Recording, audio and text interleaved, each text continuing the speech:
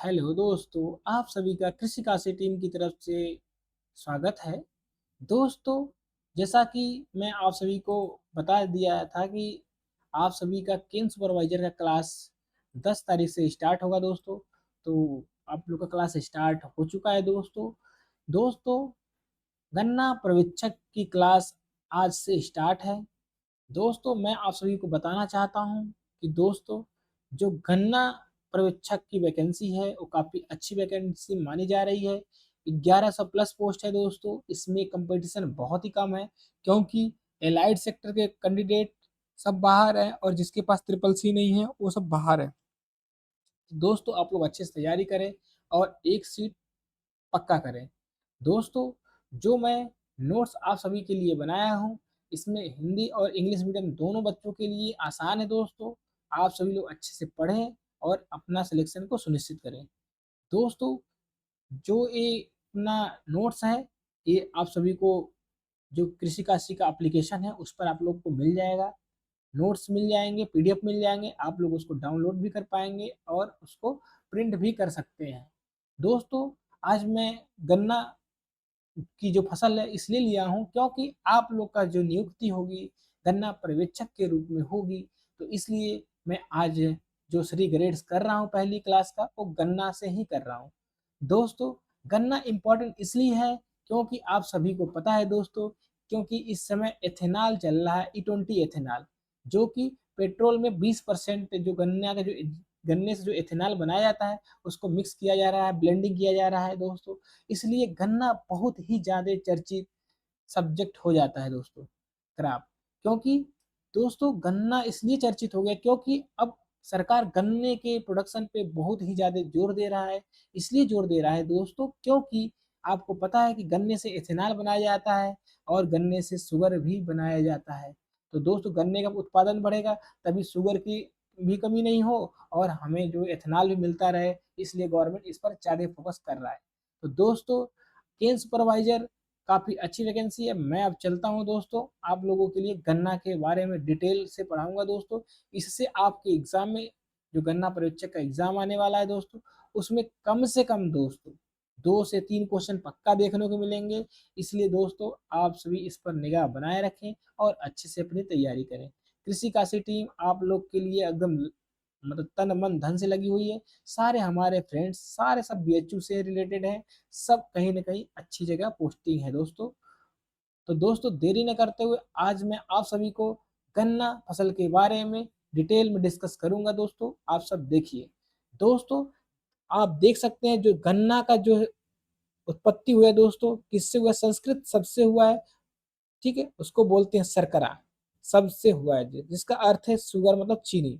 दोस्तों, जो गन्ना है दोस्तों, मेन ये है कि एग्रो बेस्ड उद्योग में सेकंड स्थान रखता है।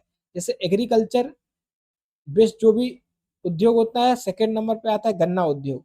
तो दोस्तों, आप देख सकते हैं, ये भी आपसे क्वेश्चन पूछा जा सकता है कि भारत में चीनी उद्योग वस्त्र उद्योग के बाद दूसरा सबसे बड़ा उद्योग है। तो दोस्तों, बहुत ही इंपॉर्टेंट है क्वेश्चन है, आप देख सकते हैं।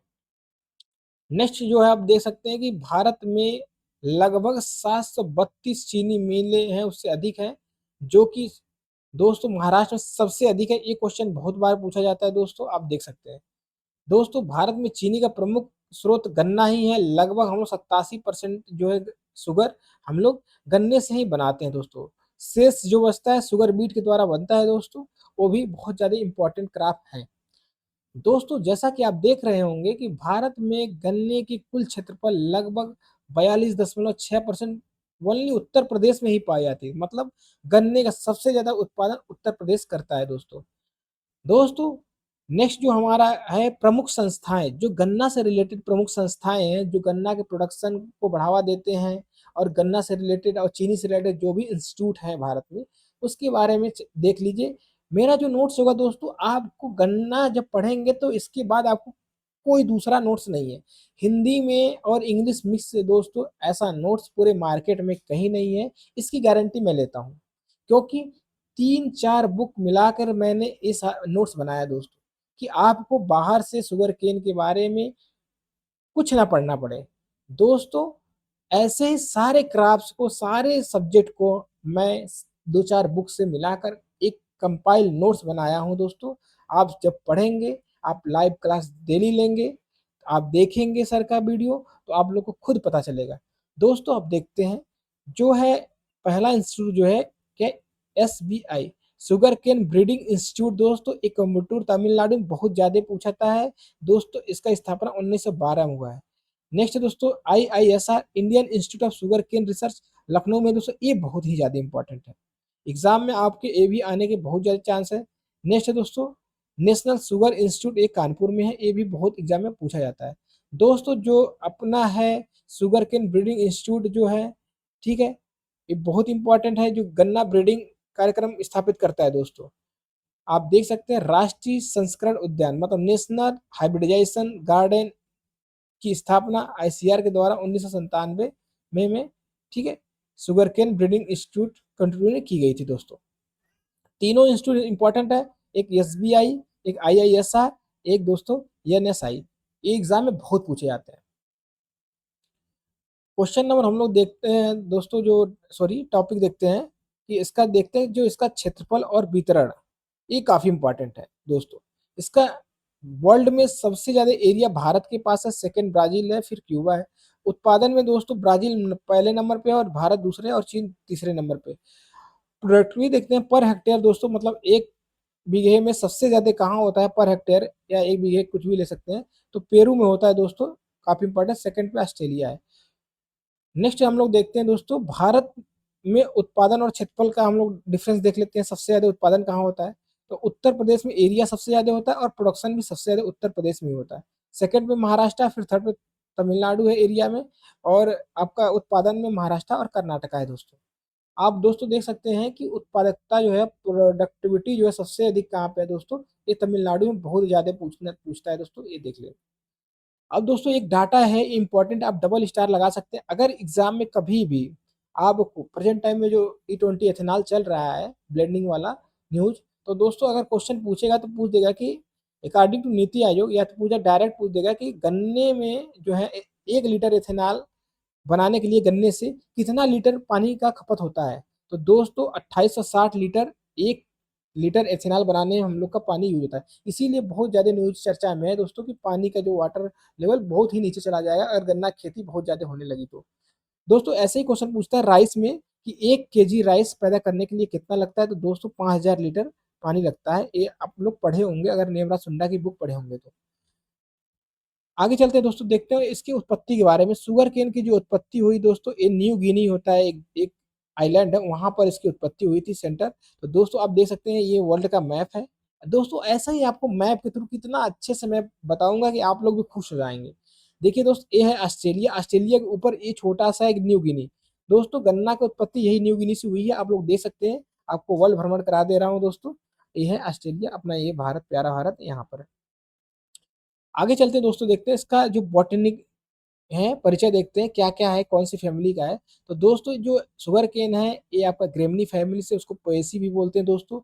जो गन्ना है दोस्तों येलो ऑक्टाप्लायड है दोस्तों, ये एक पेरिनियल क्रॉप है, बहुवर्षीय है दोस्तों। दोस्तों जो यह है C4 पौधा होता है दोस्तों, एग्जाम में बहुत पूछता है C4 पौधा, और मध्यम दिवसीय है दोस्तों। C4 कैसे आपको पता चलेगा, मैं आपको एक ट्रिक बता रहा हूँ कि C4 कैसे पता चले। जो भी क्राप हो दोस्तों, ऐसे हो, ये क्राप ऐसे हो जिसमें ऐसे ऐसे नोड बने हो, नोड बने हो दोस्तों, ऐसे नोड बने हो, उसमें हम आपको बता दें O C4 प्लांट है। जैसे कि आपका मेज, मेज में भी दोस्तों ऐसे ही बना रहता है, नोड यहाँ एक नोड रहेगा, फिर यहाँ एक नोड रहेगा, फिर है। तो दोस्तों ऐसे आपका है सोरघम, सोरघम के बाद आपका है बाजरा। तो दोस्तों बाजरा में भी ऐसा होता है। तो दोस्तों आपको C4 पौधा जो प्लांट है आपको पता करने में ज्यादा दिक्कतें नहीं आएंगी। तो आप देख लीजिए जिसमें ये नोट्स ऐसे बने होते हैं दोस्तों, वो होता है। अब देख लेंगे जैसे कि दूब घास है दोस्तों, दूब घास ऐसे ऐसे है, उसमें भी नोड होता है, यहाँ होता है, फिर यहाँ होता है, फिर ऐसे ऐसे होता है। तो दूब घास भी C4 में ही आता है, बहुत ज्यादा एग्जाम में पूछा जाता है। आगे चलते हैं दोस्तों, देखते हैं कि गन्ने का मुख्य जो उत्पादन है दोस्तों सुक्रोस है, वो अंतरगांठ की पैरेन्काइमा कोशिकाओं से संचित होता है दोस्तों। ये जो अंतरगांठ है इसको बोलते हैं, ये बीच वाला, इसमें सबसे ज्यादा सुक्रोज पाया जाता है दोस्तों, यही बता रहा है दोस्तों। तने के मध्य भाग में सर्वाधिक सुक्रोज पाया जाता है दोस्तों। जैसे कि ये गन्ना है, गन्ने के जो बीचले भाग में इसमें सबसे ज्यादा सुक्रोज मतलब चीनी पाई जाती है। ऊपरी भाग में सुक्रोज कम और ग्लूकोज अधिक होता है दोस्तों। ग्लूकोज अधिक होने के कारण दोस्तों क्या होता है, हम लोग जब भी पौधे का प्लांटेशन करते हैं, गन्ना हम लोग बोते हैं, लगाते हैं, तो ऊपरी भाग वाला काफ़ी सुटेबल होता है, क्योंकि उसमें ग्लूकोज होता है जो कि प्रोपागेशन के लिए बहुत ही अच्छा होता है, जर्मिनेशन के लिए बहुत ही अच्छा होता है। तो दोस्तों ये भी एग्जाम में बहुत बार क्वेश्चन पूछ चुका है। नेक्स्ट हम लोग देखते हैं दोस्तों टिलर। इसमें जो टिलर निकलते हैं, क्या टिलर क्या होता है दोस्तों, जैसे एक प्लांट है, एक प्लांट से और अधिक प्लांट निकल जाना ही टिलरिंग होता है। जैसे एक गन्ना का पौधा है, गन्ने के बगल से ही टिलर ऐसे ऐसे निकल जाता है, उसी को कहते हैं टिलर। आप देख रहे हैं, आपको साफ साफ दिख रहा होगा दोस्तों, ये जो पौधा निकला हुआ है ये टिलर है। मेन गन्ने के पौधे से एक अलग नीचे से पौधा और निकल गया, वही टिलर हो जाता है, उसको टिलरिंग कहते हैं दोस्तों। दोस्तों ये क्या होता है, अन्य घास कुल ग्रेमिनी की फसलें के विपरीत होती है। गन्ने में टीलर तने की भूमिगत भाग से निकलते हैं। और दोस्तों आप देखेंगे मेज वगैरह में देखेंगे टीलर यहाँ से भी निकल जाता है, यहाँ से भी निकल जाता है, लेकिन जो गन्ने में है वो आपको भूमिगत से नीचे से निकलते हैं उसके। ये भी इंपॉर्टेंट है दोस्तों। नेक्स्ट देखते हैं दोस्तों में क्या है दोस्तों, पुष्क्रम इसका जो है इन्फ्लोरेसेंस बहुत ही ज्यादा एग्जाम में, आप इसको डबल स्टार ट्रिपल स्टार जो भी लगाना दोस्तों लगा सकते हैं, जो कि एग्जाम में काफी इंपॉर्टेंट है, एग्जाम में आता ही आता है। डायरेक्ट क्वेश्चन पूछ देता है कि जो गन्ने का पुष्क्रम है उसको क्या बोलते हैं, या तो दोस्तों उसको बोलते हैं एरोइंग। ये है एरो, मान लीजिए ये देखिए दोस्तों, ये हो गया एरो, आपको लग रहा है तीर जैसा, अब आपको समझ में आया होगा। उसको बोलते हैं दोस्तों क्या, एरो। फिर उसको क्या कहते हैं, उसको एरोइंग भी कहते हैं, जो उसका फूल खिल जाता है तो उसको एरोइंग कहते हैं। यही एग्जाम में बहुत पूछा जाता है दोस्तों। तो आप देख सकते हैं दोस्तों कि एरोइंग किससे रिलेटेड है, तो गन्ने से, शुगर केन से। बहुत ज्यादा इंपॉर्टेंट दोस्तों, आप देख सकते हैं एरो। दोस्तों सामान्यतः जो एरोइंग होता है, ये सामान्यतः जो उसका फूल होता है 10 से 12 माह में अथवा 300 से 350 दिन बोने के बाद ये निकलता है दोस्तों। तो दोस्तों ये उत्तर भारत की कुछ किस्मों में ही होता है, दक्षिण भारत में सब में एरोइंग होता है दोस्तों, इंपॉर्टेंट है। आगे चलते हैं दोस्तों, तो इसका क्लासिफिकेशन देखते हैं, गन्ने का जो वर्गीकरण देखते हैं क्या है। ये भी काफी एग्जाम में पूछा जाता है दोस्तों। आप देख सकते हैं गन्ने की 3 कल्टीवेटेड जो है, 2 जंगली हैं वाइल्ड हैं, और 3 ऐसे हैं नॉर्मली हैं। तो तीनों नॉर्मली के बारे में हम लोग देख लेते हैं दोस्तों। जो पहला है सकेरम ओसिफेरेनम, बहुत सबसे ज्यादा चर्चित यही होता है दोस्तों, इसको नोबल केन भी कहते हैं। ठीक है दोस्तों, आप देख सकते हैं इसका 2N80 होता है, 80 होता है। इसकी गुणवत्ता क्या होती है, अधिक शर्करा और कम रेशा पाया जाता है दोस्तों। और ये सबसे ज्यादा दक्षिण पूर्व एशिया में, जो दो ये देखते हैं, जो दक्षिण पूर्व एशिया ए है दोस्तों, इसमें आपको सब जापान वगैरह, फिलीपींस वगैरह, वियतनाम, ऑस्ट्रेलिया वगैरह सब आ जाएंगे। तो ये न्यू गिनी आपको जाना नहीं रहा, न्यू गिनी क्या है, उसका ओरिजिन ही है। तो दोस्तों बेहद इंपॉर्टेंट है। आपको ये भी पता होगा दोस्तों, ये क्यूबा एक कंट्री है जो जिसको शुगर का कटोरा, चीनी का कटोरा बोलते हैं। ये भी इंपॉर्टेंट, बहुत ज्यादा एग्जाम में पूछा जाता है। हम देखते हैं दोस्तों दूसरा जो है सेकेरम बारबेरी, जो दोस्तों 2N बराबर 110 से 120 होता है दोस्तों। ये अपना उत्तर भारतीय गन्ना इसको बोलते हैं दोस्तों, मध्यम शर्करा होता है, अधिक रेशा पाया जाता है। ये उत्तर भारत में अपने ये वाला बेल्ट में पूरा होता है, ये वाला बेल्ट जो उत्तर भारत का होता है दोस्तों, यहीं पे ये गन्ने की खेती होती है। तो क्या है, सकेरम बारबेरी यहीं पे होती है दोस्तों, बहुत ज्यादा एग्जाम में पूछा जाता है। अब इसको देख सकते हैं। नेक्स्ट है दोस्तों सेकेरम साइनेंसिस। साइनेंसिस मतलब चाइना, जहाँ चाइनेंसिस लग जाए दोस्तों वहाँ चाइना, आप जान जाए चाइना गन्ना उसको बोलते हैं। मध्यम शर्करा यहाँ भी होता है, अधिक रेशा होता है, चाइना में इसका भीतर है, आप देख सकते हैं चाइना का फ्लैग। तो दोस्तों ऐसे आपको पढ़ाया जाएगा जैसे आप लोग को एकदम इमेजिनेशन हो जाए और जल्दी से आपको याद हो जाए। नेक्स्ट क्वेश्चन हम लोग देखते हैं टॉपिक दोस्तों, आगे देखते हैं हम लोग क्या है, वाइल्ड स्पीसीज। दोस्तों वाइल्ड स्पीसीज इसमें दो हैं, एक सैकेरम स्पॉन्टेनियम है दोस्तों, उसका 2N बराबर 40 से 128 होता है दोस्तों। अत्यंत कम सुक्रोज होता है, अत्यधिक बहुत ज्यादा रेशा होता है दोस्तों, ये एकदम वाइल्ड होता है। ये न्यू गिनी से अफ्रीका तक इसका होता है दोस्तों, यहाँ से लेके ये बेल्ट जो होता है यहाँ से होता है, ये पूरा इधर होता है दोस्तों। बहुत ही अच्छी क्वालिटी का नहीं होता है दोस्तों। सेकेरम एक है दोस्तों, रोबस्टम है दोस्तों, इसको देख सकते हैं, इंपॉर्टेंट नहीं है, इंडोनेशिया न्यू गिनी में होता है, उतना ज्यादा इंपॉर्टेंट नहीं है, तो आप इसको स्किप भी कर सकते हैं। आगे देखते हैं दोस्तों, हम लोग सीधे इसके देखते हैं बुआई, बीज एवं बुआई, जो जहां से क्वेश्चन आपको डायरेक्ट एग्जाम में देखने को मिलेंगे दोस्तों। दोस्तों इसकी पीडीएफ आप लोग को मिल जाएगा इसी अपनी कृषि काशी एप्लीकेशन पे, वहां से जाके आप डाउनलोड करें, पहले रजिस्ट्रेशन कर ले, कोर्स में इनरोल कर ले। वादा करता हूँ दोस्तों, अगर आप सभी लोग जुड़े रहे हमसे, तो आप लोग को एक सीट पक्का मैं दिलवा के ही मानूंगा, क्योंकि मैं वही चीज पढ़ाऊंगा दोस्तों जो कि एग्जाम में सीधे आए।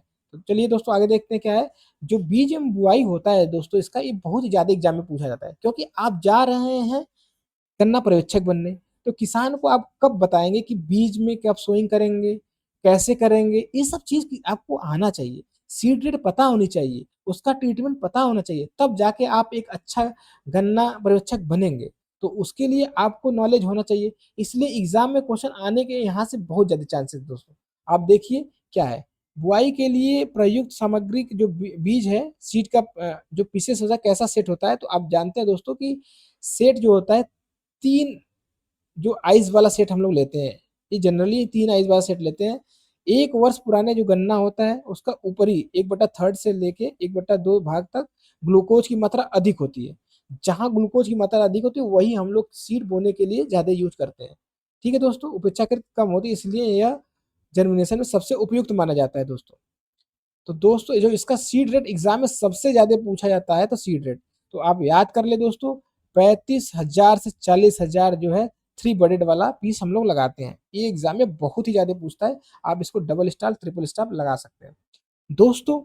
अब नेक्स्ट आते हैं दोस्तों, अगर एग्जाम में आपको पूछ दिया लगभग कितना कुंटल में पूछ दिया, तो कुंटल में 75 से 80 कुंटल गन्ने का जो हम लोग लगाते हैं, अगर कुंटल में पूछ दिया तब उसी सेट को जो हम लोग वजन करेंगे तो इतना लगभग आ जाता है। तो आप लगभग में इतना याद रख सकते हैं, अगर एग्जाम में आया तो आप वहाँ एलिमिनेट कर सकते हैं। आगे देखिए दोस्तों, बुआई से पहले जो हम लोग क्या करते हैं, कोई भी सीड हो उसका उपचार करते हैं। तो दोस्तों आप देख रहे हैं ये एग्जाम में बहुत पूछा जाता है, एगलाल से 10.5% एगलाल अथवा एरेटान। दोस्तों इससे क्या करते हैं, हम लोग क्या करते हैं, उसको क्या करते हैं, बीज का शोधन करते हैं। ये आप देख सकते हैं, एरेटान एगलाल। तो दोस्तों ये बहुत ही ज़्यादा इंपॉर्टेंट है, एग्जाम में बहुत ज़्यादा चांस है इसके आने, क्योंकि आपको बेसिक जो आप जाएंगे फील्ड में, जब गन्ना पर्यवेक्षक बनेंगे तो ये सब जानकारियां होनी चाहिए आपको। आगे चलते हैं दोस्तों, देखते हैं इसका रोपने का टाइम क्या है, प्लांटिंग का समय क्या क्या है। तो दोस्तों 3 होते हैं इसमें, आपको ये पता होनी चाहिए, तब तो जाके किसान को आप बताएंगे।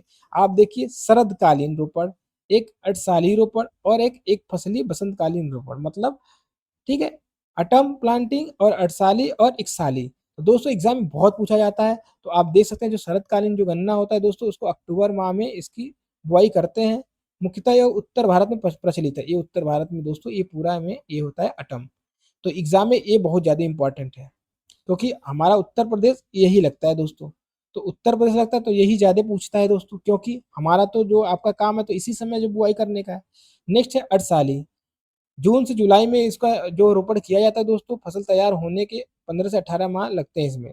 ये मुख्यतः महाराष्ट्र में दोस्तों इसका होता है, ये भी इंपॉर्टेंट है, आप देख सकते हैं। नेक्स्ट देखते हैं दोस्तों, एक साली, उसको बसंत कालीन रोपण भी कहते हैं, स्प्रिंग प्लांटिंग भी कहते हैं दोस्तों। जनवरी फरवरी में किया जाता है, फसल लगभग 1 वर्ष में तैयार हो जाती है दोस्तों। ये उत्तर भारत में अपनाया जाता है दोस्तों। ये और पहला और तीसरा बहुत ही ज़्यादा इंपॉर्टेंट है, आपको एग्जाम में क्वेश्चन इससे देखने को मिल सकते हैं। नेक्स्ट देखते हैं दोस्तों क्या है हमारा, रोपण विधियां, प्लांटिंग का मेथड क्या क्या है दोस्तों, ये भी बहुत इंपॉर्टेंट है। 3 ही है, एक समतल विधि है जो कि हमारे उत्तर भारत में लगाई जाती है दोस्तों, उत्तर भारत में काफी इंपॉर्टेंट है, आप देख सकते हैं। उसका जो है 8 से 10 सेमी गहरी होती है, इसका जो गहराई होती है जो हम लोग करते हैं, ये भी पूछ सकता है एग्जाम में। नालियां जो सैलो फैरो में रोपण किया जाता है, लगभग पंक्ति से पंक्ति की दूरी, ये बहुत ज्यादा इंपॉर्टेंट दोस्तों, 75 से 90 सेमी रखी जाती है, ये इसकी दूरी देख लेंगे दोस्तों। ये वाली इंपॉर्टेंट है, आप देख सकते हैं इसको। एक है दोस्तों फरो विधि है, ये भी इंपॉर्टेंट, बहुत ज्यादा एग्जाम में पूछी जाती है, विशेष रूप से भारी मिट्टी जैसे हैवी सॉइल में अपनाई जाती है। उत्तर भारत में फरो की गहराई लगभग 10 से 15 सेमी रखी जाती है। दक्षिण भारत में जो फरो की गहराई जो होता है 20 सेमी रखी जाती है, आपको इंपॉर्टेंट पूछ सकता है दोस्तों। नेक्स्ट है दोस्तों ट्रेंच विधि। ट्रेंच विधि बहुत इंपॉर्टेंट है, इसलिए कि दोस्तों ये आपको देख रहे हैं, ये एक भारत है, आपको एक भारत में बना दे तब आपको समझाते हैं दोस्तों। मान लो ऐसे हो गया भारत दोस्तों, ये भारत हो गया, हम बता रहे हैं दोस्तों। ये कोस्टल एरिया जो देख रहे हैं ये भारत का, ये कोस्टल एरिया में ट्रेंच मैचिंग अपनाया जाता है दोस्तों। तो दोस्तों यह विधि एक लंबे गन्ने वाले क्षेत्रों में, विशेषकर तटीय क्षेत्र में, कोस्टल एरिया में अपनाई जाती है। इसका उद्देश्य फसल को गिरने से, लॉजिंग से बचाना है दोस्तों, बहुत ही ज्यादा इंपॉर्टेंट ट्रेंच विधि, ये भी आप देख सकते हैं। आगे चलते हैं दोस्तों, जो कि बेहद इंपॉर्टेंट ये भी है, टॉपिक है इसका गन्ने से रिलेटेड, खाद एवं उर्वरक, मतलब मैन्योर एंड फर्टिलाइजर। क्यों? क्योंकि दोस्तों जब आप गांव में जब केन सुपरवाइज़र बनेंगे तो गाँव में गोष्ठी लगेगी। तो आपको किसानों को समझाना होगा कि अधिक से अधिक यूरिया और अधिक से अधिक केमिकल फर्टिलाइज़र का यूज़ ना करें। गन्ने में अधिक यूरिया दे देने से गन्ना बहुत जल्दी से बहुत ज़्यादा बढ़ जाता है, जिसमें उसका मतलब क्या है, सुक्रोज़ का मात्रा कम हो जाता है, जिससे बहुत ज़्यादा हानि हो जाती है किसान को और वो लॉसिंग भी कर जाता है। आप देखिए जैसे गन्ना एक से अधिक पोषक तत्वों की आवश्यकता वाली है, जैसे हैवी फीडर वाली फसल है दोस्तों। पकने में राइपेनिंग में दोस्तों उसमें नाइट्रोजन के अधिक मात्रा देने से क्या होता है, उसको सुक्रोज़ की मात्रा कम हो जाती है। दोस्तों जो हम लोग गन्ना पैदा करते हैं उसमें जनरली हम सुक्रोज़ के लिए पैदा करते हैं। अगर ज़्यादा मात्रा में हम लोग नाइट्रोजन दे देते हैं, किसान को पता नहीं होता है कि कितना डोज़ देना है। वो लाया 2 बोरी 3 बोरी लाया डाल दिया। तो क्या होता है कि नाइट्रोजन जब अधिक मात्रा हो जाए तो गन्ना बहुत तेज़ी से बढ़ जाएगा। तो गन्ना बढ़ तो जाएगा लेकिन पतला ही रह जाएगा, मोटा नहीं होगा दोस्तों। जब गन्ना मोटा नहीं होगा तो उसमें सुक्रोज़ बनेंगे नहीं, तो ये अच्छा नहीं है दोस्तों, क्वालिटी रिड्यूस हो जाएगी। इसलिए दोस्तों गन्ने में जो हम लोग नाइट्रोजन वगैरह देते हैं एकदम नाप-तौल के उसका जो अमाउंट है वही देते हैं। इसलिए हम लोग को ये जानकारी जब अगर स्किल सुपरवाइज़र बनने जा रहे हैं तो ये जानकारी होनी चाहिए दोस्तों। आप देखेंगे दोस्तों बैलेंस फर्टिलाइज़र क्या-क्या है? नाइट्रोजन हम लोग 120 से 150 किग्रा प्रति हेक्टेयर देते हैं, आप इसको याद रखें, एग्ज़ाम में आ सकता है। फास्फोरस 80 किग्रा प्रति हेक्टेयर और पोटाश 60 किग्रा प्रति हेक्टेयर। बहुत ज़्यादा इंपॉर्टेंट है दोस्तों, आप इसको देख सकते हैं। आगे चलते हैं, देखते हैं दोस्तों नाइट्रोजन का सर्वोत्तम स्रोत क्या-क्या है गन्ने में देने के लिए। अगर आपका नॉर्मल सॉइल है दोस्तों, तो आप अमोनियम सल्फेट वहाँ दे सकते हैं। यदि आपका सैलाइन सॉइल है जहाँ गन्ना लगाए हैं, तो वहाँ पे यूरिया काफ़ी बेटर काम करेगा दोस्तों। यदि आप जहाँ गन्ना सोइंग किए हो वहाँ पे अम्लीय भूमि है, तो वहाँ पे कैल्शियम अमोनियम नाइट्रेट दे सकते हैं दोस्तों, ये भी इम्पोर्टेंट है। यूरिया में 46% दोस्तों और कैल्शियम अमोनियम नाइट्रेट में लगभग 26% नाइट्रोजन पाया जाता है। ये बहुत ज़्यादा एग्ज़ाम में पूछा जाता है दोस्तों। आगे चलते हैं दोस्तों और देखते हैं क्या इस पे। हाँ दोस्तों, ये जो टॉपिक है बहुत इंपॉर्टेंट देखिए। गन्ने की प्रमुख किस्में जो इसका वैरायटी है, उसका कैरेक्टर क्या है, ये बहुत पूछा जाता है दोस्तों। क्योंकि आप गन्ने से रिलेटेड जा रहे हैं जॉब करने तो आपको वैरायटियाँ तो याद होनी ही चाहिए। तो दोस्तों पहला जो वंडर केन जो होते हैं उसकी वैरायटी है, वंडर केन की वैरायटी है CO 419। दोस्तों CO इसलिए लाया क्योंकि कोयम्बटूर से इसकी जो ब्रीडिंग हुई है वहाँ से इसको क्या हुआ है कि इसको वहाँ से रिलीज़ की गई है, वहाँ से बनाई गई है, क्योंकि ब्रीडिंग इंस्टीट्यूट तो आपका कोयम्बटूर तमिलनाडु में ही है। तो CO इसलिए इसमें लगता है आगे कि ये वैरायटी कोयम्बटूर से निकली है। तो दोस्तों आप देख सकते हैं कि आपको वंडर केन CO 449 बहुत ज़्यादा इंपॉर्टेंट है। फर्स्ट हाइब्रिड दोस्तों CO 205 ये ज़्यादा इंपॉर्टेंट है। नोबल केन और सेकेरम स्पॉन्टेनियम के क्रॉस से होके बनाया गया था दोस्तों, ये ज़्यादा इंपॉर्टेंट है, आप देख सकते हैं। शीघ्र पकने वाले देख सकते हैं आपका CO 419 एंड CO 449 इंपॉर्टेंट है, ये भी एग्जाम में बहुत पूछता है दोस्तों। यही है CO, देखिए जो वंडर केन है वही है CO, जल्दी पकती भी है शीघ्र। दोस्तों आप इसमें देख लिए कि उष्णकटिबंधीय भारत में CO 312। तो ऐसे करके रैटून वाली जो है बहुत रैटून में जो यूज़ करते हैं। रैटून क्या होता है दोस्तों? जैसे कि हमने इस बार मतलब पहली बार गन्ना बोया, ठीक है? अब दूसरा हम लोग क्या किया, गन्ना की कटाई हो गई और उसी उसी को हम उसी में पेड़ी के रूप में रैटून को ही पेड़ी बोलते हैं, उसको छोड़ दिए। अब दोबारा फिर से वो पानी वगैरह यूरिया वगैरह दे के फिर से वो बड़ा हो गया, तो उसको रैटून कहते हैं दोस्तों। एक ड्राउट टॉलरेंट सूखा सहनशील आप देख सकते हैं, ये है कॉम्बिट्यूर 740, कॉम्बिट्यूर 997, ये सब है दोस्तों। देर से पकने वाली भी आप देख सकते हैं। और दोस्तों गुड़ वाली लाल सड़न से प्रतिरोधी, ये इंपॉर्टेंट दोस्तों, ये ज़्यादा इंपॉर्टेंट। कोयम्बटूर 1148 और कोयम्बटूर 62 101 इंपॉर्टेंट है, बहुत ज़्यादा एग्जाम में आ सकता है। नेक्स्ट दोस्तों देख सकते हैं कि गुड़ निर्माण के लिए सबसे उपयुक्त है कोयम्बटूर 975 और म्यूटेंट जो वैरायटी इसकी है उत्परिवर्ती वैरायटी है वो है कोयम्बटूर 81 52 इंपॉर्टेंट है, बहुत ज़्यादा एग्जाम में आ सकता है, आप देख सकते हैं। आगे चलते हैं दोस्तों, देखते हैं इसमें कुछ इंपॉर्टेंट जो टर्मोलॉजी है उसको भी हम लोग सीखते हैं क्या है। जैसे एक होता है विंड ड्रोइंग। विंड ड्रोइंग क्या होता है दोस्तों? इसमें क्या होता है कि जब ठंडी में हम लोग गन्ने की कटाई कर लेते हैं तो उसको पाला से बचाने के लिए, जिसमें कि उसका जो अ, उसमें जो रस होता है उसकी क्वालिटी कम ना हो जाए या कम ना हो जाए, उसके लिए हम लोग करते हैं दोस्तों। दोस्तों विंडरोइंग एक काफ़ी अच्छा एक प्रोसेस है। देख सकते हैं आपको कितनी अच्छे से समझाया गया है दोस्तों कि क्या होता है, गन्ने को हम लोग ऐसे रख के ऊपर से जो भी सूखी पत्तियाँ उसकी होती है ऊपर से डाल के छोड़ देते हैं, डंठल और पाले से बचाव के लिए, जिससे कि उसका जो है रस का जो है क्वालिटी रिड्यूस ना हो, जिससे कि उससे अच्छे से सुरक्षित रखा जाए। तो दोस्तों नेक्स्ट हम लोग देखते हैं जो अपना टर्मिनोलॉजी है उसको बोलते हैं डिट्रेसिंग, डिट्रेसिंग बहुत ज़्यादा इम्पोर्टेंट है दोस्तों। आप देखते होंगे कि गन्ने के एक तने पे सामान्यतः कम से कम 30 से 35 पत्तियाँ होती हैं, जिसमें ऊपर से कम से बस जो 8 से 10 पत्तियाँ ही जो है प्रकाश संश्लेषण का काम करती हैं। नीचे वाली पत्तियाँ प्रकाश संश्लेषण का काम नहीं करती, ऊपर वाली पत्तियाँ 8 से 10 करती हैं दोस्तों। तो नीचे की और जो पत्तियाँ रहती है, जो सूखी रहती है दोस्तों, उनको हम लोग हटा देते हैं। इसको हटाने का क्या फ़ायदा है दोस्तों, मैं आज आपको बताऊँगा दोस्तों। इसको हटा देने से ये होता है कि बहुत सारे जो इंसेक्ट वगैरह होते हैं, इसमें जाकर इसी में क्या करते हैं, अंडे वगैरह दे देते हैं, जिससे कि बहुत सारे इंसेक्ट फैल जाते हैं। अगर ये सब नहीं रहेंगी पत्तियाँ, तो बहुत सारे जो डिजीज़ है, इंसेक्ट हैं, सब वो उस पर नहीं लगेंगे। ये एक बहुत ही अच्छा प्रोसेस है, जो कि आपको रिट्रेसिंग करते हैं दोस्तों, शुगर केन में ही करते हैं। ये ज़्यादा बहुत इंपॉर्टेंट है, एग्ज़ाम में बहुत आता है। क्योंकि आपका जो ऊपर वाला पत्ती ही प्रकाश संश्लेषण करता है, तो नीचे वाला का कोई मतलब नहीं है। आप देखते होंगे दोस्तों, जो साउथ का गन्ना होता है, उसमें ये वाला प्रोसेसिंग बहुत तेजी से करते हैं। नॉर्थ इंडिया में तो बिल्कुल नहीं करते, क्योंकि इसको हटाने का एक प्रोसेस होता है, वो बहुत ही लेंदी प्रोसेस होता है, बहुत ज़्यादा इसमें लेबर लगते हैं दोस्तों, तो कोई लेबर लगाना नहीं चाहता है दोस्तों। आगे चलते हैं दोस्तों, एक बहुत ही अच्छा जो इसमें है, अर्थिंग अप, एक बहुत अच्छा इसमें शुगर केन में एक प्रोसेस होता है, जो हम लोग करते हैं, मिट्टी का चढ़ाना। ये काफ़ी अच्छा होता है। मिट्टी चढ़ाने से क्या होता है कि पौधे जो हमारे बरसात की वजह से, पानी की वजह से या हवा की वजह से लॉजिंग हो जाता है, गिर जाते हैं, उसको बचाने के लिए अर्थिंग अप बहुत ज़रूरी है। पहली बार मिट्टी चढ़ाने को आंशिक मिट्टी चढ़ाना या पार्शियल अर्थिंग अप कहते हैं, जिसका उद्देश्य उर्वरकों को ढकना होता है। लेकिन दूसरी बार जब मिट्टी को चढ़ाने को पूर्ण मिट्टी चढ़ाना कहते हैं, फुल अर्थिंग अप कहते हैं, जो कि 90 से 120 दिन बोने के बाद किया जाता है दोस्तों। इसमें क्या होता है दोस्तों, जो रिज होता है, मेड़ होता है, को नालियाँ, फरो तथा नालियों मेड़ों में परिवर्तित कर दिया जाता है, ऐसे बनता है दोस्तों। आप देख सकते हैं। दोस्तों इसलिए किया जाता है कि गन्ना जो है हमारा जब बढ़े, तो उसमें लॉजिंग ना हो, गिरे ना, इसलिए इसको हम लोग करते हैं दोस्तों। मिट्टी चढ़ाना अर्थिंग का काम ये होता है गन्ने में। कब होता है दोस्तों? जनरली हम लोग करते हैं 90 से 120 दिन, बहुत ज़्यादा एग्जाम में ये पूछा जाता है। नेक्स्ट देखते हैं दोस्तों हम लोग क्या है कि अगर गन्ना को हमको आर्टिफिशियल तरीके से उसको पकाना है, मतलब अपना हार्वेस्टिंग स्टेज पे पहुंचाना है, और उसमें अच्छा कंटेंट हो ग्लूकोज का और सुक्रोज का, तो उसके लिए दोस्तों, तो हम लोग एग्जाम में बहुत पूछा जाता है। तो गन्ने को कृत्रिम रूप से पकाने के लिए, ठीक है दोस्तों, बहुत इंपॉर्टेंट है पोलराइज एंड ग्लाइफोसाइन।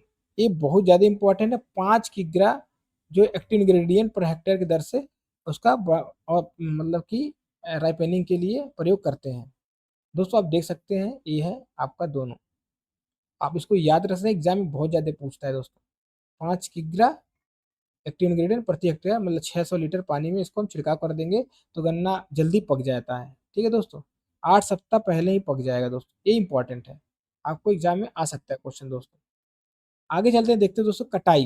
हार्वेस्टिंग हम लोग कैसे करते हैं, कैसे मेजर करते हैं कि हार्वेस्ट करने लायक गन्ना हो गया है कि नहीं। तो एक दोस्तों होता है ब्रिक्स, ये एग्जाम में बहुत पूछा जाता है, या रिफ्रैक्टोमीटर परीक्षण। तो दोस्तों इसमें क्या होता है कि इसमें रीडिंग पूछी जाती है कि जो गन्ने का हम लोग परिपक्वता नापते हैं, ब्रिक्स का रीडिंग कितना होता है, तो दोस्तों और रीडिंग होता है रिफ्रैक्टोमीटर का 16 से 18। ये बहुत ही ज़्यादा एग्जाम में पूछा जाता है, आप इसको डबल स्टार लगा लें, बहुत ही ज़्यादा पूछता है दोस्तों। जो परीक्षण के लिए रस तने के मध्य भाग से हम लोग लेते हैं, ये इंपॉर्टेंट, ये भी पूछता है, जो ब्रिक्स का हम लोग निकालते हैं, मध्य भाग से हम लोग लेते हैं दोस्तों। आगे एक और टेस्ट होता है दोस्तों, उसको बोलते हैं फेलिंग परीक्षण। दोस्तों इसमें क्या करते हैं, परिपक्व गन्ने में ग्लूकोज की मात्रा 0.5% कम नहीं होनी चाहिए। ये भी अगर आपको पता चल गया, तब पता चल जाता है कि गन्ना जो है हार्वेस्ट करने लायक हो गया है दोस्तों। तो ये भी पूछता है फेलिंग परीक्षण में कितना से कम ग्लूकोज की मात्रा नहीं होनी चाहिए, तो 0.5 से कम नहीं होनी चाहिए। ठीक है, ये भी फेलिंग टेस्ट भी बहुत एग्जाम में पूछता है दोस्तों, ये आप देख सकते हैं। आपको विजुलाइज करा दे रहे हैं दोस्तों कि आप कैसे देख लीजिए। अगर ग्लूकोज 5 से ज़्यादा है तब तो परिपक्व गन्ना है, अगर कम है तो दोस्तों अपरिपक्व गन्ना है, आप देख सकते हैं। आगे चलते हैं दोस्तों, एक बहुत अच्छा एक और इसमें गन्ने में प्रोसेस होता है रेटूनिंग। ये बहुत ज़्यादा एग्जाम में ये भी पूछा जाता है दोस्तों, रेटूनिंग क्या होता है। रेटूनिंग होता है दोस्तों कि अगर हम लोग आर्थिक दृष्टि से गन्ने की केवल एक रेटून फसल लेना उचित माना जाता है। जैसे कि हम लोग एक गन्ना है, मान लो इसको लगा दिए गन्ना, ये गन्ना लग गया, अब इसको हम हार्वेस्ट कर लिए इस साल, दूसरे साल के लिए भी उसको पानी वगैरह यूरिया वगैरह दे के फिर से वो गन्ना तैयार हो जाता है उसी का रेटिन। तो जनरली जो विशेषज्ञ कहते हैं, साइंटिस्ट लोग कहते हैं, तो रेटिन में एक ही बार रेटिन लेना चाहिए। लेकिन हमारे गाँव में क्या होता है, मैं देखा हूँ, एक बार गन्ने लगा देंगे, 3 साल तक उसको उसको रेटून ही उगाते रहते हैं, जिससे उनका उत्पादन बहुत ही कम हो जाता है और बहुत ज़्यादा वहाँ डिजीज़ वगैरह लग जाते हैं, क्योंकि वहीं पे बार-बार जैसे कोई डिजीज़ हुआ, कोई इंसेक्ट हुआ, अंडा दिया, फिर वहीं से ग्रो किया। तो दोस्तों इसलिए रेटून एक ही बार करते हैं, साइंटिस्ट लोग यही रिकमेंड करते हैं। आगे देखते हैं दोस्तों, रैटून फसल में मुख्य फसल की तुलना में 20% अधिक नाइट्रोजन की आवश्यकता होती है, तब जाके ये उसके बराबर का आपको उत्पादन दे सकता है। ठीक है दोस्तों, आगे चलते हैं। नेक्स्ट जो प्रोसेस होता है इसमें ब्लाइंड होइंग का होता है, ये बहुत इंपॉर्टेंट है दोस्तों, एग्जाम में बहुत ज़्यादा पूछी जाती है कि ब्लाइंड होइंग किसमें करते हैं। इसमें क्या होता है दोस्तों, जैसे हम लोग गन्ना की बुआई कर दिए, तो क्या होता है, गन्ना की बुआई हम लोग कर देते हैं, तो गन्ना को हम लोग कम से कम 10 सेंटीमीटर अंदर लगाते हैं। क्या होता है, ऊपर से क्या होता है, पपड़ी बन जाती है और गन्ना का जो है बड जो है बाहर नहीं निकल पाता है। ठीक है, तो उसको जो कम्पैक्ट बन जाता है इस पे मिट्टी के ऊपर से, उसको हल्का-हल्का तोड़ते हैं हम लोग कुदाल की मदद से, जिससे कि प्रॉपर एयरेशन हो फील्ड में और अच्छे से गन्ने का जो कल्ला है, जो है कि बड है, वो बाहर निकल सके। तो उसी को कहते हैं। गन्ने की बुआई के बाद फसल के अंकुरण होने से पहले वाली जो गुड़ाई होती है, उसी को ब्लाइंड होइंग कहते हैं। इसका मुख्य उद्देश्य खरपतवार नियंत्रण, वीड कंट्रोल होता है दोस्तों। आगे चलते हैं, देखते हैं दोस्तों, एक होता है क्रॉप लॉगिंग होता है और एक क्रॉप लॉजिंग होता है। अब लॉगिंग लॉगिंग बहुत ज़्यादा एग्जाम में पूछता है दोस्तों, बच्चे कंफ्यूज हो जाते हैं कि कौन सा लॉजिंग वाला पूछ रहा है। तो LOGGING अगर पूछ दिया दोस्तों, तो वो समझ लीजिएगा आपको पूछ रहा है कि वो जो है इसका जो है कि यह एक पर्डी निदान है, फोलियर डायग्नोसिस है दोस्तों, विधि है। इसमें अधिक एवं कम उपज देने वाले पौधे की समान पत्तियों के पोषक तत्वों की स्थिति की तुलना की जाती है इसमें। दोस्तों क्या होता है कि जो इसका खोज हुआ था, ठीक है, FS क्लीमेंट के द्वारा किया गया था हवाई द्वीप पर। ये ज़्यादा एग्जाम में पूछा जाता है कि क्रॉप लॉगिंग का खोज किसने किया था? FS क्लीमेंट ने हवाई द्वीप पर किया था दोस्तों। दोस्तों ये वाला भी आप देख सकते हैं, फोलियो डायग्नोसिस होता है इसमें। क्या होता है कि उच्च उपज देने वाले पौधे में आप ग्रीन कलर का हो जाता है और ये देखते हैं येलो कलर। कम उपज देने वाले में येलोइंग हो जाता है, ये यील्डिंग, कम यील्ड देने वाला है दोस्तों, आप देख सकते हैं। तो दोस्तों क्रॉप लॉगिंग और क्रॉप लॉजिंग, ठीक है, ई लॉगिंग है, ई लॉजिंग है। लॉजिंग में क्या होता है, पौधे गिर जाते हैं, येलो डी मतलब डी से देख रहे हैं, ये गिरने वाला लॉजिंग। ठीक है दोस्तों, वो लॉगिंग है, इसको लॉजिंग में याद करिए। ठीक है, तेज हवा के कारण जब फसल गिर जाते हैं तो उसी को लॉजिंग बोलते हैं दोस्तों। लॉजिंग के रोकथाम के लिए हम लोग क्या क्या कर सकते हैं दोस्तों, आपको ऊपर ही बताया था, अर्थिंग आप कर देते हैं, मिट्टी की चढ़ा देते हैं दोस्तों। और क्या करते हैं दोस्तों, इसको क्या करते हैं, युग्म पत्ती रोपण कर देते हैं, साथ साथ में प्रॉपिंग कर देते हैं, उसको गन्ने की बंधाई कर देते हैं, ऐसे प्रॉपिंग हो जाता है, दो चार गन्ने को एक साथ बांध देते हैं। पोटास का संतुलन प्रयोग करते हैं और लॉजिंग प्रतिरोधी किस्म जो है उसको लगाते हैं। ऐसी ऐसी वैरायटी है जो कि लॉजिंग लॉजिंग से रेजिस्टेंट है, उसको लगाते हैं। गहरी ट्रेंच बनाते हैं जिससे कि लॉजिंग इससे भी, ट्रेंच की विधि से भी रुकता है। खेत के चारों ओर का विंड ब्रेक लगाते हैं, जो हवा ना आए, हवा को रुकने वाली विंड ब्रेक लगा दें, इससे भी लॉजिंग रुक जाता है। आगे चलते हैं दोस्तों, देखते हैं रैपिंग क्या है। रैपिंग रैपिंग ये पूछता है डायरेक्ट, रैपिंग किसमें होता है, गन्ने की एक से अधिक निचली पत्तियों को मोड़कर तने के चारों ओर लपेट के क्रिया को रैपिंग कहते हैं। यह विधि मुख्यतः दक्षिण भारत में, विशेषकर कर्नाटक में अपनाई जाती है। ये भी इंपॉर्टेंट है, देखें तो एग्जाम में डायरेक्ट आता है। रैपिंग किससे संबंधित है, अब यह क्रॉपिंग। क्रॉपिंग देखें इसमें क्या है, इसमें क्या करते हैं, पास पास की पत्तियों में गन्ने की ऊपरी भाग को एक दूसरे से निकट लाकर लंबाई रस्सी से बांध दिया जाता है, तो दोनों सिरों को मजबूत बांस का सहारा दिया जाता है। इस विधि से विशेष रूप से तटीय क्षेत्रों और चक्रवात प्रभावित क्षेत्रों में अपनाई जाती है। कभी कभी एक पत्तियों को गन्ने के उनकी निचली पत्तियों से बांध दिया जाता है ताकि फसल गिरने से बच सके। आप देख सकते हैं, ये है दोस्तों, ये कोस्टल एरिया में ज्यादा अपनाई जाती है दोस्तों। आगे चलते हैं, आप सभी देख रहे होंगे कि फिगर के माध्यम से आप सभी को कितने अच्छा से मैं समझा रहा हूं दोस्तों। ऐसे ही मैं सारा क्राफ्ट और सारा सिलेबस ऐसे आप लोग का खत्म कर दूंगा। बहुत अच्छी टीम है, सारी टीम मिलकर आप लोगों को पढ़ाएंगी और आप लोग का सिलेक्शन दिलवाएंगी। बस आप लोग ट्रस्ट करिए और लगे रहिए।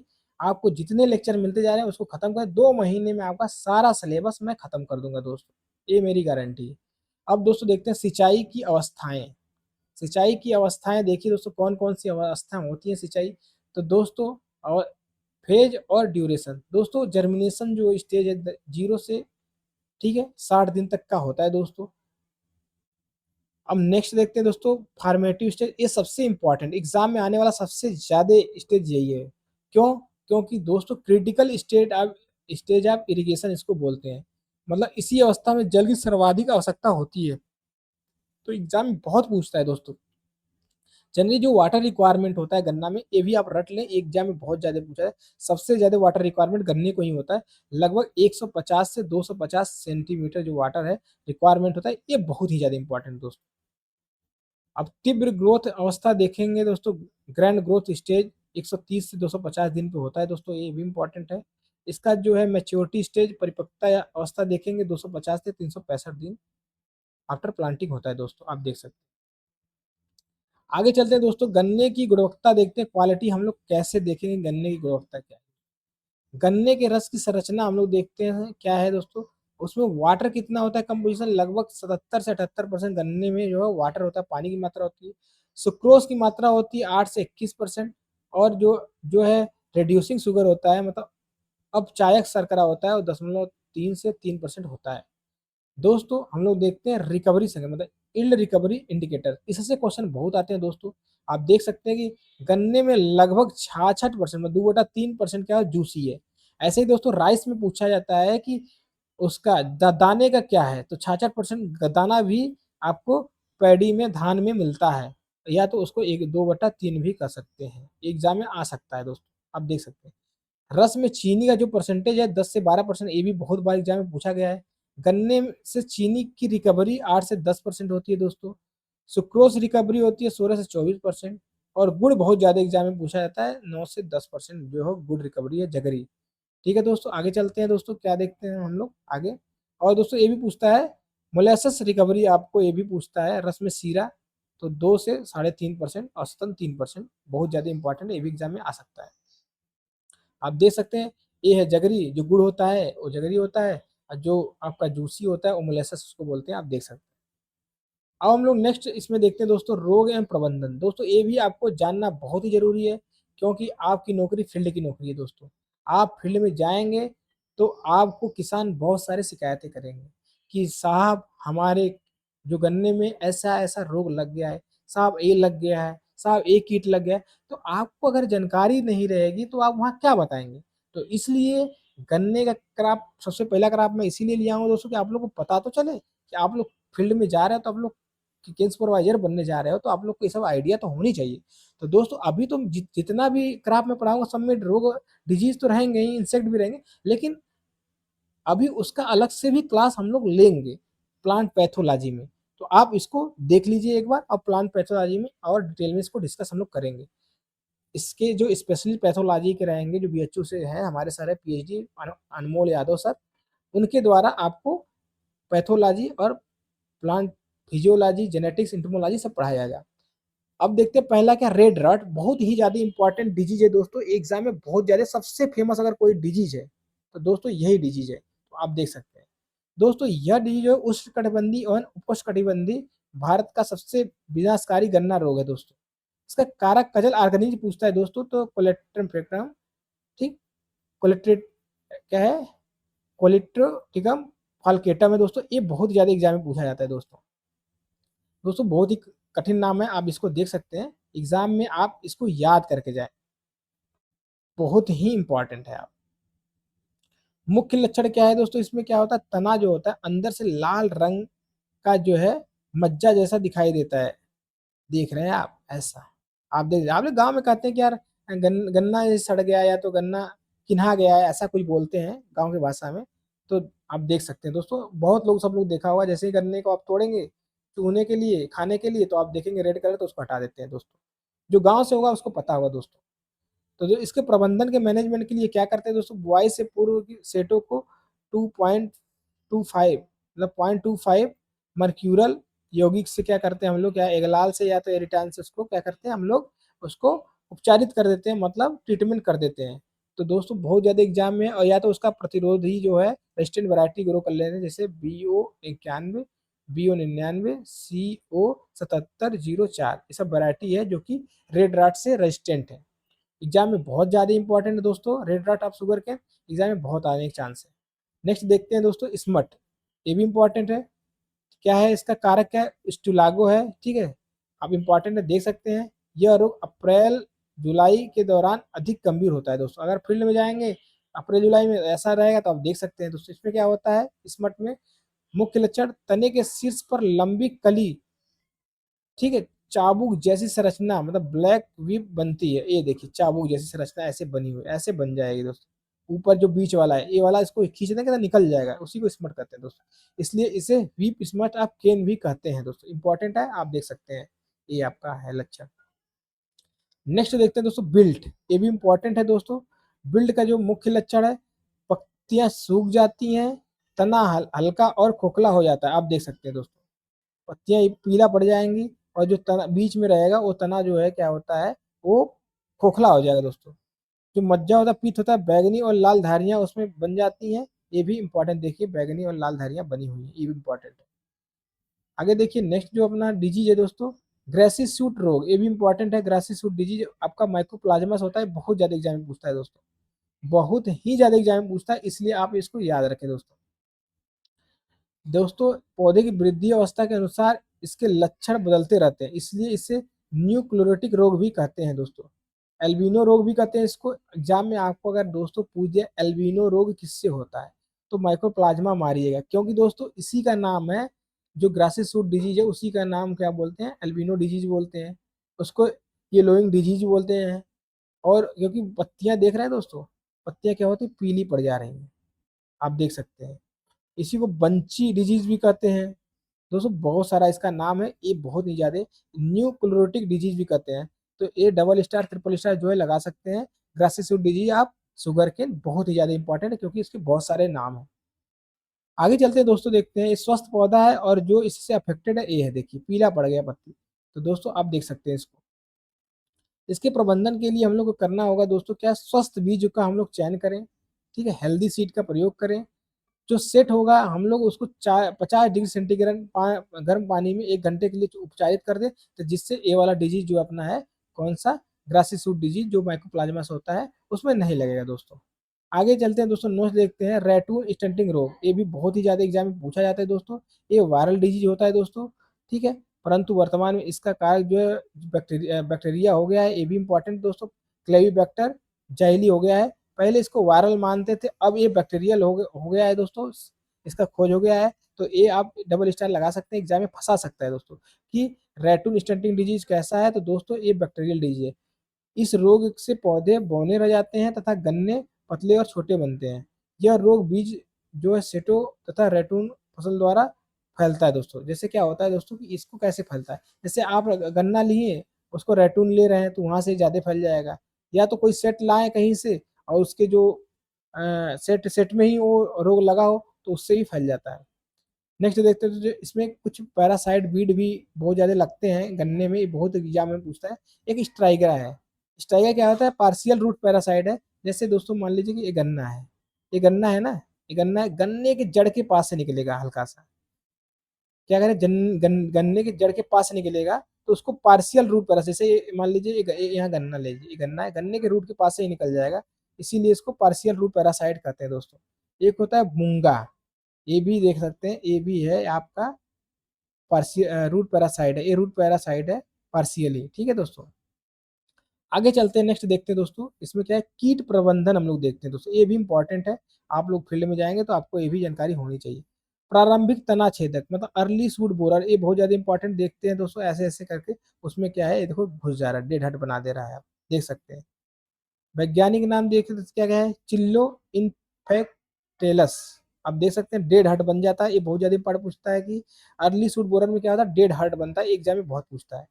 अब टॉप बोरर, ये भी इंपॉर्टेंट दोस्तों, टॉप बोरर में बंची टॉप बनता है, ये भी इंपॉर्टेंट, बहुत पूछता है, ठीक है। ठीक है, क्या है, ट्राइपोराइजा नेवल्ला, ये बहुत पूछता है दोस्तों, ट्राइपोराइजा नेवल्ला, ये बंची टॉप हो जाता है, देख रहे हैं बंची टॉप, बंच हो जाता है, आप देख सकते हैं इसमें। आगे देखते हैं दोस्तों, कौन सा, पत्ती का फुदका मतलब लीफ हापर या पायरिल्ला इसको बोलते हैं दोस्तों। पायरिल्ला दोस्तों दोस्तों इसको क्या है, हेमिप्टेरा आर्डर का है। प्रकोप का समय अप्रैल मई माह तथा अगस्त में बहुत ज्यादा प्रकोप होता है पायरिल्ला का दोस्तों। हानि, पत्तियों का रस चूस कर फसल को नुकसान पहुंचाना इसका काम है पायरिल्ला का। इसका जो बायोलॉजिकल कंट्रोल बहुत ही ज़्यादा पूछता है दोस्तों, बहुत ही ज़्यादा। एक एक पैरासाइट है दोस्तों, पैरासिटाइड है जो कि एग्जाम में बहुत पूछता है, बायोलॉजिकल कंट्रोल का काम करता है। उसको बोलते हैं इपीरी कैनिना मेलानोलिका। इंपॉर्टेंट है दोस्तों, आप इसको याद रहे, रट ले दोस्तों, आप इसको रट ले, एग्जाम में बहुत ज़्यादा है। ठीक है दोस्तों, पायरिल्ला को कंट्रोल करने के लिए, लिफाफा को कंट्रोल करने के लिए ये बायोलॉजिकल कंट्रोल सबसे ज़्यादा एग्जाम में ये पूछा जाता है दोस्तों। आगे देखते हैं दोस्तों, इसका हार्वेस्टिंग देखते हैं हम लोग दोस्तों। उत्तर भारत में गन्ने की फसल लगभग 10 से 12 माह में तैयार हो जाती है। दक्षिण भारत में वही गन्ने की फसल 18 से 20 माह में तैयार होती है, ये भी आप याद कर सकते हैं दोस्तों।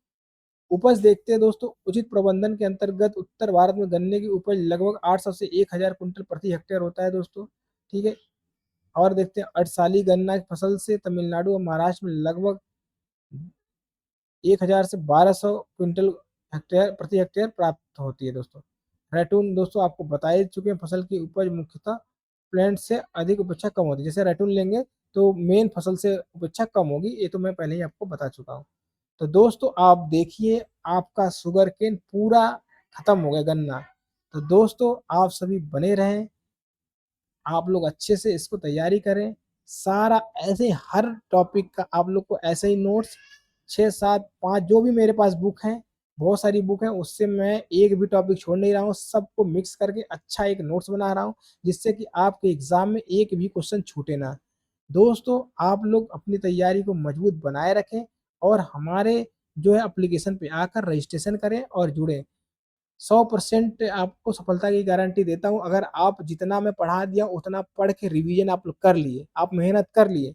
देखो दोस्तों मैं तो मेहनत करूंगा, आप लोग को भी मेरे साथ उतना ही मेहनत करना पड़ेगा जितना मैं कर रहा हूँ। मेरी टीम कर रही है, मेरी टीम बहुत मेहनत कर रही है। नोट्स बनाने में दोस्तों, हैंड रिटन नोट्स बनाने में बहुत टाइम लगता है, बहुत सारी बुक का आपको लेना पड़ता है। कम से कम 2 4 बुक मिला के मैं ये नोट्स बनाया हूँ दोस्तों। आप सभी देख, ऐसा नोट्स पूरे मार्केट में आप सभी को नहीं मिलेगा, ये मैं गारंटी देता हूँ दोस्तों। अगर मिल जाए तो आप लोग बताना हमसे।